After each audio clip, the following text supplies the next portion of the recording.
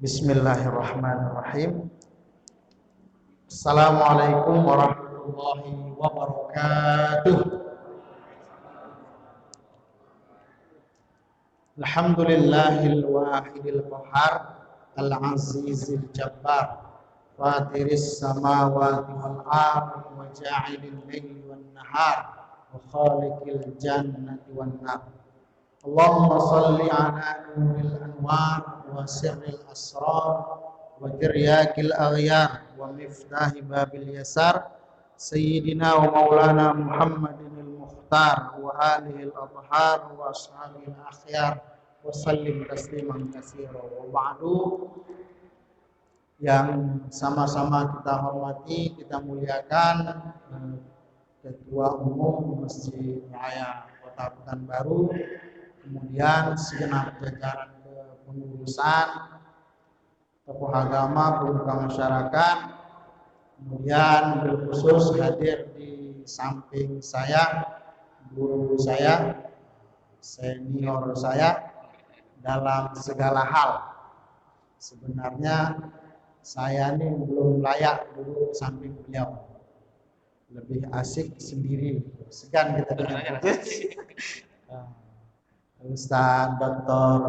Doni Putra KCMH. Kita doakan mudah-mudahan beliau senantiasa diberi kesehatan oleh Allah Subhanahu wa taala. Umur yang panjang, taat ila yaumil qiyamah. Kemudian enggak ada kalender kita ya. Klarifikasi saja, Ustadz Henry Tambusai MPD itu enggak MPD ya. Ribut di media sosial Pak. Doakan mudah-mudahan MPD-nya jadi. Kemudian teman-teman panitia penyelenggara acara pada malam ini, yang ikhwan, yang akhwat, tak bisa saya sebutkan satu persatu. Mudah-mudahan kehadiran kita pada maghrib ini insya Allah diberkahi oleh Allah Subhanahu wa taala. Amin ya rabbal alamin. Saya awali tausiah ini mengutip firman Allah Subhanahu wa taala surah Al-Hujurat ayat yang ke-10 berkaitan dengan ukhuwah. Allah katakan, a'udzubillahi minasyaitonirrajim. Bismillahirrahmanirrahim. Innamal mu'minuna ikhwah fa aslihu baina akhawaykum wattaqullaha la'allakum turhamun. Ini pembuka agar berkah acara kita ini. Kata Allah bahwa orang yang beriman itu bersaudara. Kita bersaudara. Kemudian Allah pakai innama. Kalau menurut sastranya kafah wal makufah. Kalau di dalam nahmunya ada hasri, membatasi. Bahwa kalau tidak bersaudara berarti bukan orang yang beriman. Karena orang beriman itu mesti bersaudara. Kita semua bersaudara. La fadla laka bainal arabi wal a'jami. Tidak ada perbedaan antara orang Arab dengan orang Ajam. Orang selain Arab, tidak ada perbedaan antara orang miskin dengan orang kaya, tidak ada perbedaan antara kulit putih dengan kulit hitam. Kami bincang-bincang tadi dengan Ustaz Doni, abyad, cahaya beliau itu ahmar, merah-merahan. Kata beliau berkah kori yang mengaji tadi. Saya agak abyad, agak keputih-putihan, agak jelek bahasanya. Asal jangan baidun jelek ya. Apa bahasanya terus? Kita bersaudara. Nah, di dalam Al-Quran hubungan ukhuwah, persaudaraan karena kita satu Tuhan, karena kita satu Nabi, karena kita satu Al-Quran, itu lebih kuat daripada persaudaraan ikatan darah. Jadi ikatan keimanan itu lebih kuat. Dan minimal samalah karena Al-Quran ketika menyebut kata al-mu'minun menyebut kata ikhwah. Ikhwah itu kan asal katanya silaturahim, hubungan yang ada ikatan darah. Jadi persaudaraan seakidah itu tidak jauh beda dengan persaudaraan sedarah. Ini yang penting kita pahami. Nah, kemudian kalau kita sudah bersaudara, kalau muslim akhul muslim, seorang muslim saudara bagi muslim yang lain, maka kita punya hak terhadap saudara kita. Inilah materi kita pada malam ini. Banyak yang kita lupakan dari hak-hak kita terhadap saudara kita. Mungkin saudara kita juga lupa terhadap hak-hak mereka kepada kita. Jadi, tetapi pada kesempatan ini saya tidak memfokuskan tentang hadis yang diriwayatkan oleh Imam Muslim dari Abu Hurairah berkaitan dengan hak seorang muslim kepada seorang muslim. Ada 6 hakul muslim alal muslim situn. Tidak itu saya bahas, walaupun mendasarnya itu ya, bahwa hak seorang muslim kepada muslim yang lain itu ada 6 kata Nabi. Yang pertama, idza laqitahu fasallim alaih. Kalau ketemu ucapkan salam. Itu biasa disampaikan ustaz-ustaz kita. Wa iza da'aka fa'jibhu, kalau diundang datang. Wa iza stansohaka, apabila minta nasihat pansah, maka beri nasihat untuknya. Wa iza aqosa, kalau dia bersin. Tak jadi, mau mencoba tidak bisa. Kalau dia bersin lalu dia mengucapkan alhamdulillah, lalu kita jawab yarhamukallah. Kalau yang perempuan, yang akhwat, yarhamukillah. Kemudian kita baca yahdini wa yahdikumullah wa yuslihu balakum. Saya lupa kitab yang saya baca, nanti kalau Ustaz Doni ketemu ingatkan saya. Salah satu doa yang dianjurkan dibaca ketika bersin ini, entah nasuihud diniyah, entah nasuihul ibad.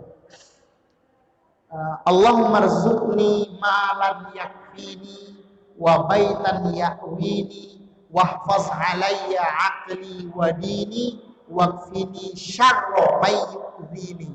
Itu yang dibaca kalau kita bersin. Itu salah satu sebab biar jangan mudah pikun, arzalil umur bahasa Al-Qur'annya. Jadi kalau ditanya apa doa anti pikun, inilah doanya. Kapan dibaca? Ketika kita selesai bersin. Udah hafal? Ada yang hafal?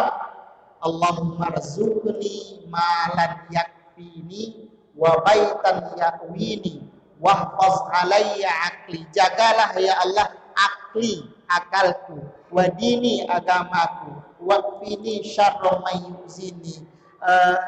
Jauhkan atau minimalkan orang-orang yang menyakitiku. Doa ini dibaca. Ciri-ciri pikun tuh teman-teman semua, kalau dia pergi ke masjid naik motor, pulang jalan kaki. Ya tuh. Mungkin ada yang pernah punya pengalaman ke musola, misalkan rumah dia dengan masjid jarak 100 meter atau 150 meter. Karena udah komat naik motor dia, pulang melenggang dia jalan kaki. Sampai motor kemana kata dia? Motor di masjid. Itu tanda-tanda tuh siapa yang pernah kena macam itu, nah, banyak-banyaklah berdoa yang seperti saya sebutkan tadi. Atau ditaruhnya sisir, mak-mak nih ditaruhnya sisir di atas. Sisir dari mana? Dijeritkan dia anak.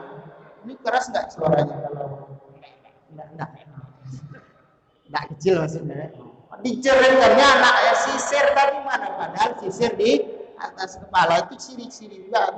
Taruhnya kacamatanya di atasnya kan. Manalah kacamata kita? Diputar dia lama mencari kacamata. Tak ketemu padahal kacamatanya. Itu ciri-ciri itu. Banyakkan doa.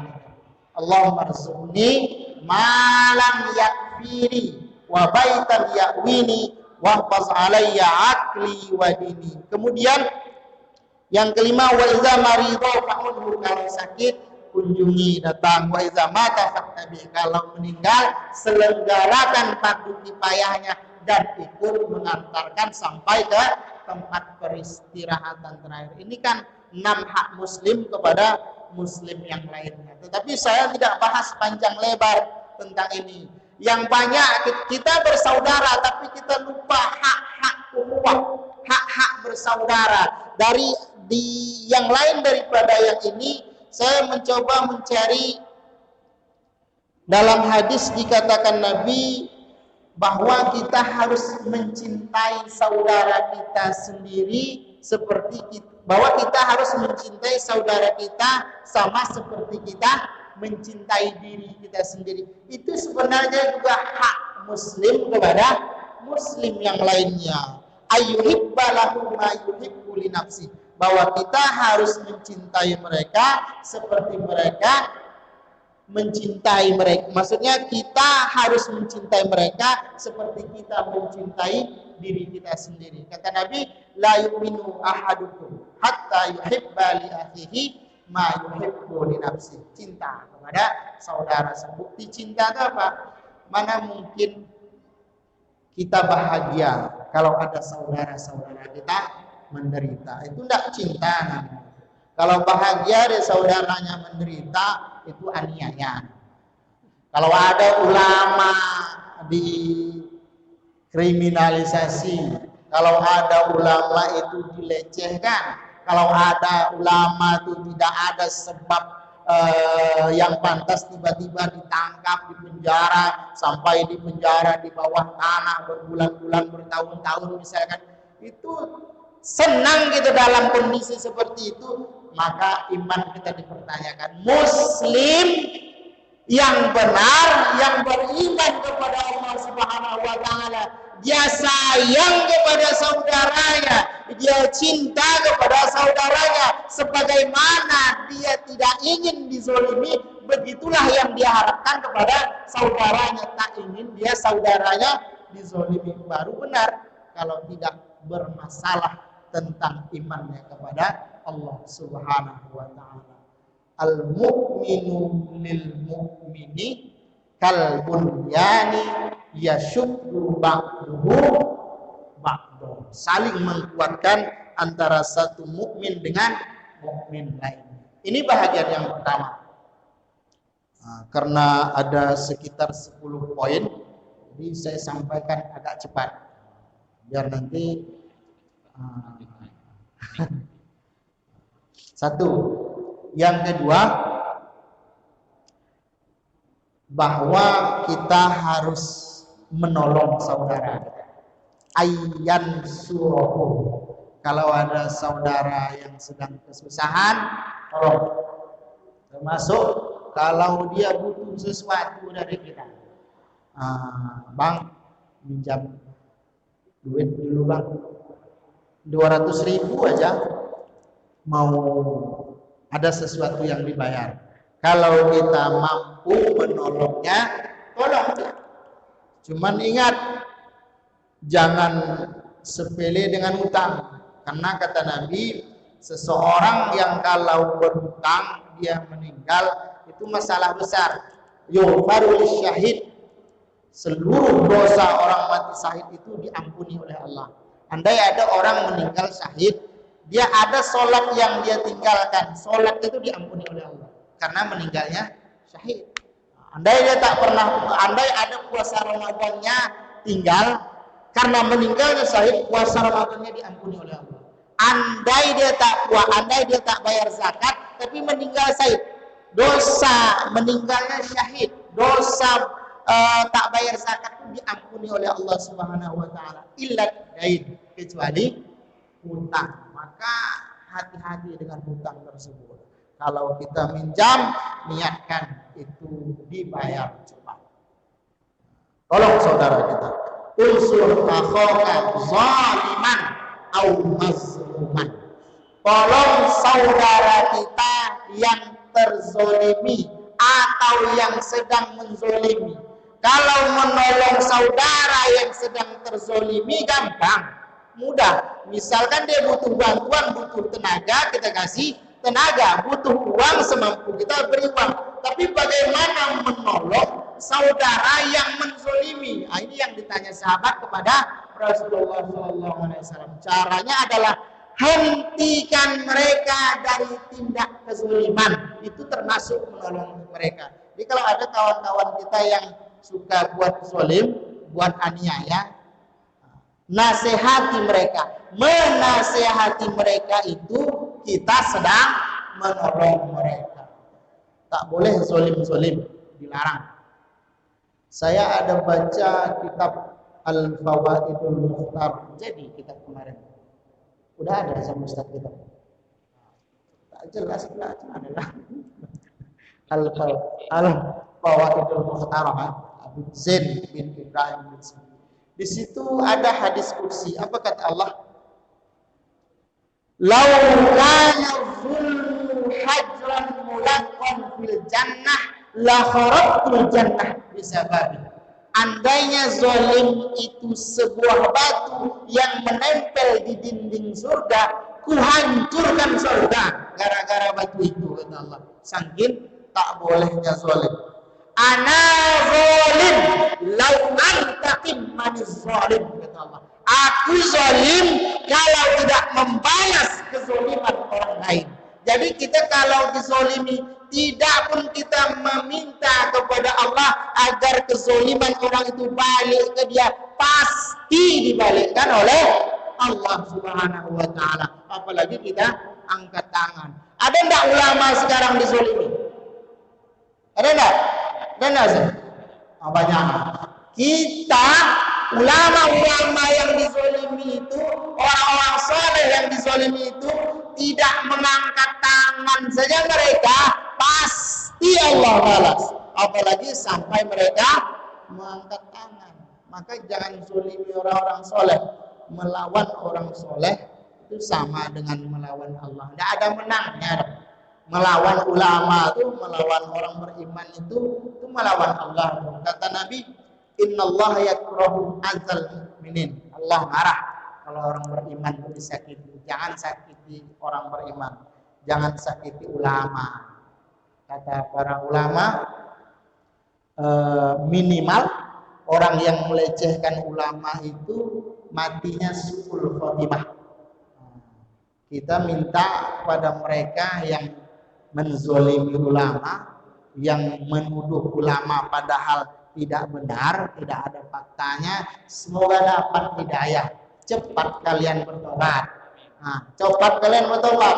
Nanti kalau tidak, potensi besar mati kalian nanti su'ul khotimah. Tidak ada yang kita ngerikan melainkan dari mati su'ul khotimah. Ini juga hak kita. Apa hak kita tadi? Menolong saudara kita sesama muslim minimal. 2. Yang ketiga, Allah yahjurahu aktsara min salasati ayyamin. Bahwa kita tidak boleh mendiami saudara kita lebih dari 3 hari. Kalau bertengkar, kalau berkelahi, pagi berkelahi, kalau dapat siang damai. Macam-macam apalah anggota dewan itu kan, macam-macam partai politik itu kan. Hari ini mereka bertengkar, habis itu kan mereka makan bareng, ngopi bareng. Buat macam itu, jangan lama-lama, jangan sampai berbulan bertahun, tidak boleh. Kita dilarang Nabi mendiamkan saudara kita lebih dari 3 hari. Saya sering menyarankan kepada jamaah, kalau dapat harus bertengkar, hindari pertengkaran. Kalau tak bisa, harus bertengkar, harus gontok-gontokan. Pagi bertengkar, sore berdamailah. Kira-kira seperti itu. Jangan nunggu 3 hari pula. Macam ibu-ibu, pagi ini berkelahi dia kan. Datang ibu yang kedua, merasa bersalah dia. Didatangi ibu yang pertama tadi. Bu, saya merasa saya bersalah. Maafkanlah salah saya, kita damai ya. Apa kata ibu? Tidak usah sekarang lah, kan masih ada 3 hari lagi katanya. Itu meleset ibu. Kan kalau berdamai ini lebih cepat, lebih baik. apalagi kita mendiami saudara kita, kita salah, kita tidak meminta maaf, itu berbahaya. Kata Nabi, tahu abwabul jannah yaumal isnain wa yaumal khamis. Pintu langit itu Allah buka tembus ke surga itu pada hari Senin, hari Kamis. Maka seluruh dosa, ya seluruh kebaikan yang dilakukan oleh umat Islam hari Senin diangkat, hari Kamis diangkat, kecuali dua orang. Siapa dua orang yang kebaikannya tidak diangkat? Yang pertama, orang-orang yang menyekutukan Allah. Yang kedua, rajulun kanat bainahu wa baina akhihi syahna. Dia dengan saudaranya belum berdamai. Sekali lagi, bahwa Islam itu bukan agama radikal, bahwa Islam itu bukan agama intoleran, bahwa Islam itu bukan agama teroris. Islam itu agama cinta damai. Jadi tolak yang mengatakan Islam itu keras, Islam radikal, tidak benar. Buktinya apa? Kita dilarang tidak mencakapi saudara kita, dilarang mendiami saudara kita, bukan sebulan, bukan setahun, bukan 2 tahun, tapi apa? 3 hari saja tak boleh. Kalau hari Jumat bertengkar, maka hari Sabtu, Ahad sore itu berdamailah. Kalau tidak, hari Senin kebaikannya tidak akan diangkat di hadapan Allah Subhanahu wa taala. Ini yang ketiga, apa? Hak seorang muslim kepada muslim lainnya, jangan diamkan mereka, apalagi sampai berlarut. 3. Yang keempat, la tahasadu, kata Nabi. Tak boleh kita dengki dengan saudara, ya. Kalau saudara dapat nikmat, ucapkan alhamdulillah. Kalau saudara beli mobil baru, ucapkan alhamdulillah. Mudah-mudahan berkah. Sesekali kita dapat pinjam, kan kira-kira seperti itu. Jangan tetangga beli AC, dia yang kedinginan, kan tak nyambung. Dinginan, cuma AC doang. Tak benar, ya. Kita tak boleh cemburu, tak boleh dengki. Ada hadis yang mengatakan bahwa andai pun boleh hasad hanya pada 2 hal saja, 2 perkara saja yang kita boleh cemburu. Kata Nabi, yang pertama, seseorang yang Allah berikan kepadanya ilmu Al-Quran. Dengan ilmu Al-Quran itu diajarkan orang siang dan malam. Dia buka pondok pesantren tahfizul Quran, dia ngajar di masjid-masjid, dia ngajar privat yang diajarkan Al-Quran. Kepada orang seperti ini cemburulah. Tapi kepada orang yang kaya diperintahkan cemburu, tidak. Kepada orang yang istrinya cantik diperintahkan cemburu, tidak. Jadi akhwat-akhwat tak boleh cemburu kepada kawan kita yang tupperware-nya banyak. Banyak kali tupperware kawan itu. Cemburu dia didiam, enggak ada perintahnya. Tak boleh cemburu kepada apa namanya? Ini apa? Bedaknya yang mahal-mahal tuh, enggak boleh. Bedaknya MS Glow misalkan gitu, atau New Skin, tahu Ustaz? Nanti saya kasih tahu. Ada MS Glow Men, macam promo kan? Nggak boleh kita cemburu kepada make up kawan kita yang mahal, nggak ada perintahnya. Misalkan di sini ada abang-abang, bapak-bapak yang istri tetangganya lebih cantik nampak dia daripada istri dia, tak boleh cemburu. Tak ada perintahnya cemburu. Nah, kalau tak cantik bini kita, jadi cantik itu 2 ya, ingat cantik itu 2.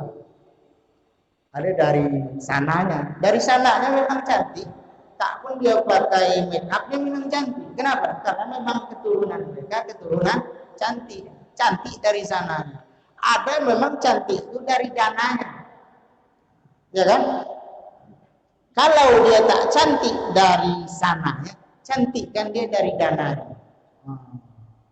kasih istri kita tuh agak 12 juta sebulan untuk biaya perawatan, insya Allah cantik itu. Jadi tak ada yang diperintahkan cemburu. Kalau kita tengok banyak anak saudara kita kan, tak boleh cemburu. Banyak kan anak awak. Tak mau yang pertama, pindah. Jadi kan yang kedua kan gitu kan. Kan ada istri itu tak mau dia beranak banyak. 3 aja lah. Apa 3? Cuma 3 yang ditanggung BPJS kata dia kan. Aku mau anakku banyak. Kan ada laki-laki itu ingin anaknya banyak. Mengamalkan hadis apa? Tazawwajul wadud, nikahilah wanita yang walud itu beranak banyak, wadud penyayang. Fa inni mukatsirun bikasratil umam yaumal qiyamah. Aku senang umatku banyak nanti di hari kiamat. Jadi bapak-bapak itu mengamalkan hadis ini, ingin dia anaknya banyak. Istrinya tak mau, cuma 3 aja, 3 yang bisa gombang. Minta izin tambah dari yang lain. Tapi istri ya, jangan istri orang, istri awak.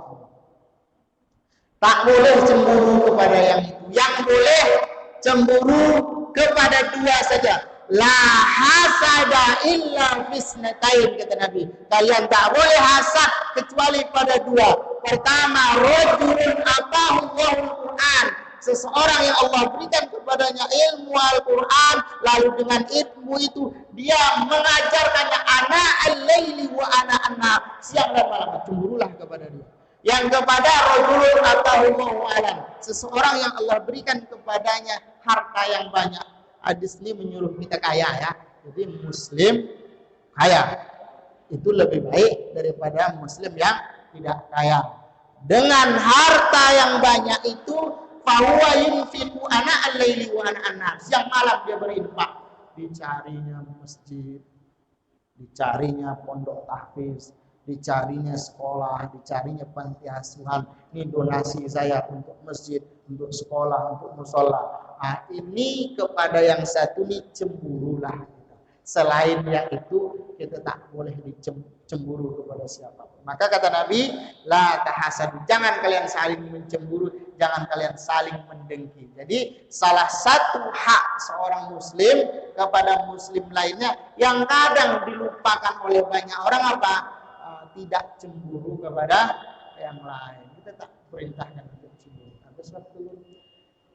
Jadi jatah saya kan maghrib isya nih kan. Habis isya antum. Insyaallah kita lanjutkan habis isya ya. Ada beberapa lagi yang saya sampaikan. Paling habis isya 15 menit saja, nanti baru kita minta tuan guru kita untuk memaparkan sampai jam 12 insyaallah ya. Subhanakallahumma wa bihamdika asyhadu an la ilaha illa anta astaghfiruka wa atubu ilaik. Assalamualaikum warahmatullahi wabarakatuh.